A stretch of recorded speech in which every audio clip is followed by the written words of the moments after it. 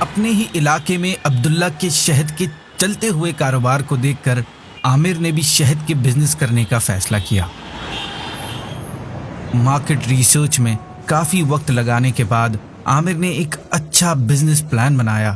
اچھی مارکیٹنگ اور برانڈنگ میں کافی محنت کرنے کے بعد اچھی خاصی انویسٹمنٹ کر کے فائنلی 3 مہینے بعد اس نے شہر کے ایک پوش علاقے میں شہد کی ایک بڑی شاندار دکان کھولی۔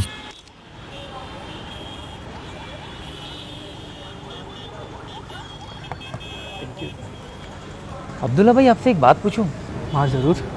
میں نے آپ سے اچھی انویسٹمنٹ کی، مارکیٹنگ اور برانڈنگ پر بھی کافی محنت کی، میں نے بزنس پلان بھی اچھا تیار کیا تھا، اس کے باوجود آپ کی سیل اچھی رہی، میری سیل اچھی نہیں ہوئی، اس کی کیا وجہ لگتی ہے آپ کو؟ عامر بھائی آپ کی دکان واقعی بہت اچھی تھی، برانڈنگ اور مارکیٹنگ بھی نو ڈاؤٹ آپ نے کمال کی ہے، بٹ آپ بزنس کی ایک اہم بات بھول گئے، وہ ہے سیلز پرسن کی کمیونیکیشن اسکلز۔ آپ نے پروڈکٹ پر تو واقعی بہت اچھی ورکنگ کی، مگر آپ اپنے سیلز پرسن کو اچھے اخلاق سکھانا بھول گئے۔ آپ یہ بھول گئے کہ میٹھا شہد بیچنے کے لیے اخلاق کا میٹھا ہونا بھی ضروری ہے۔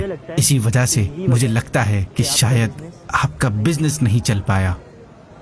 نبی پاک صلی اللہ علیہ وسلم نے فرمایا، 2 شفاؤں کو لازم پکڑو، ایک شہد، دوسرا قرآن مجید۔